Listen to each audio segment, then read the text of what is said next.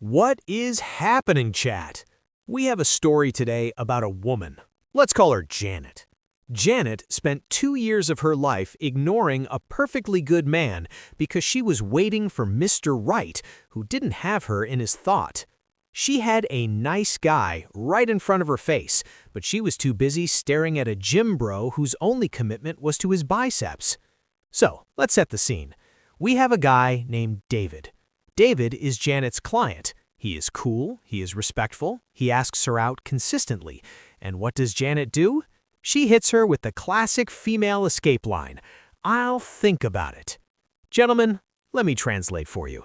"I'll think about it" does not mean she is going home to weigh the pros and cons on a spreadsheet. It means, no, but I don't want to hurt your feelings while I wait for someone hotter. Because the truth? Janet wasn't thinking about David, her heart belonged to Kelvin. Now, listen to how she describes Kelvin. Tall, polished melanin, open teeth, sweet talker. Kelvin was the kind of guy who didn't need you to explain what you wanted, he just offered it. And David? She said David's name sounded like a choir song. She wanted something masculine, something bold. Apparently, being respectful and having a job isn't masculine. You need to treat her like a side quest to be a real man.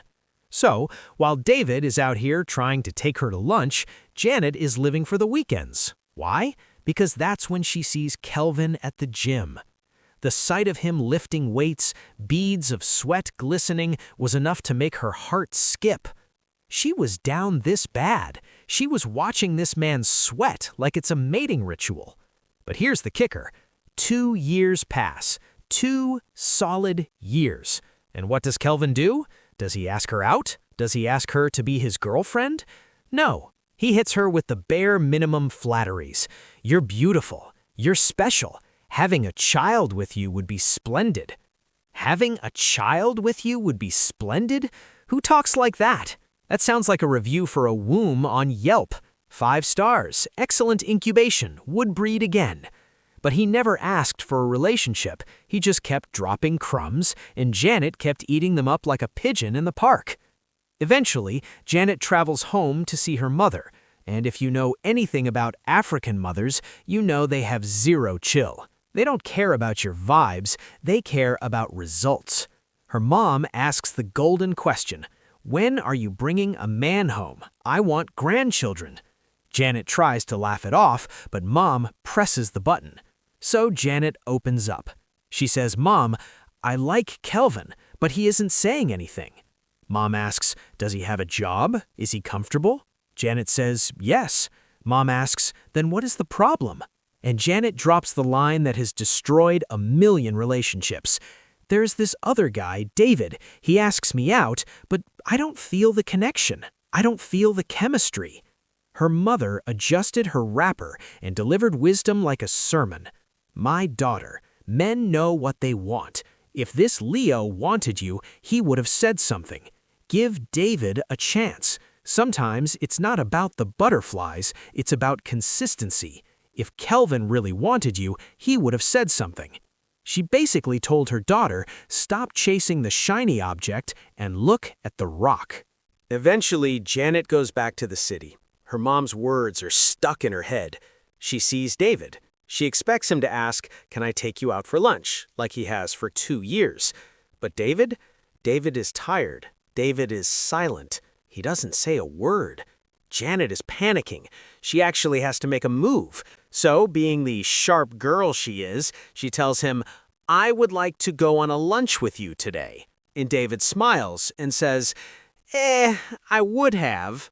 He hesitates. The man who chased her for 2 years is now playing hard to get.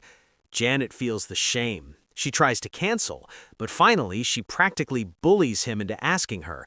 She says something like, "You wanted to ask, why didn't you ask? Okay, ask me now." With that, ladies and gentlemen, her negotiation was successful. So they go to lunch, and shocker of the century, David isn't boring.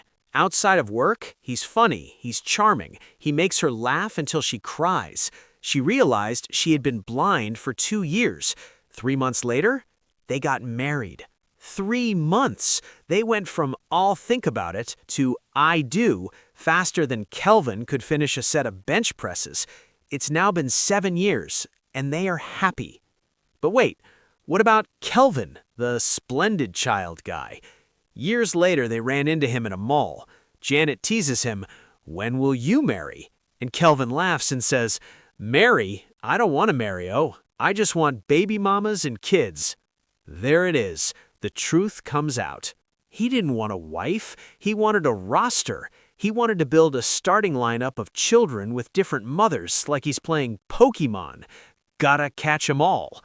When he told her having a child with you would be splendid, he meant literally just the child.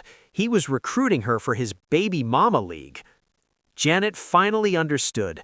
If she had waited for Kelvin, she would have lost David, a husband, a partner, a future, all for a man who never planned to choose her.